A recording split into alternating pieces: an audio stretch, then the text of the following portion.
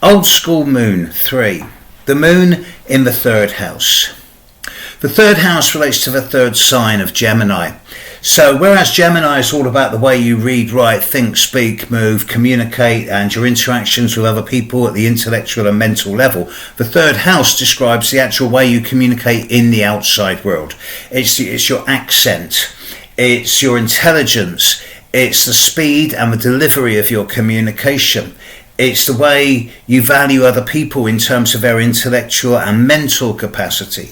The third house has a lot to do with your immediate environment, whether it is the daily travel to work, whether it is the way you get on with your neighbours, or particularly with siblings and or cousins. So the moon in the third house, you'd think of it as quite a good position because it's ongoing talking about feelings all the time, but actually look at that phrase a bit deeper, talking about feelings. Talking is a kind of logical, rational, analytical thing most of the time.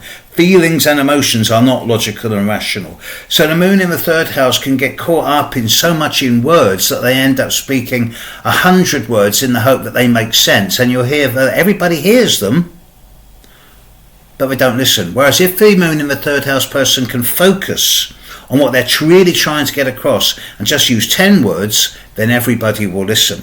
And every so often the moon in the third house would do better to get people to understand how they feel, not so much through words but through body language or mime, gesticulation, metaphor or analogy, non-logical ways of communication.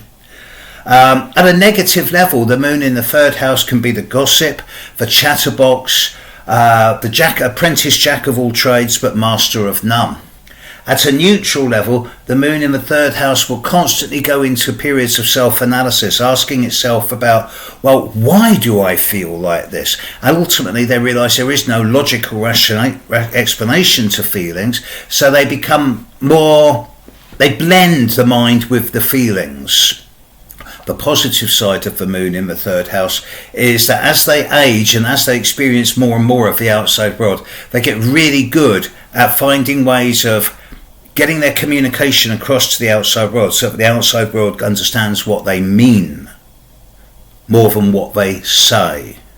Meaning is much deeper than explanation. Meaning has emotion, feeling and power about it. So if you've got the moon in the third house, concentrate on getting the outside world to know what you mean more than understand you.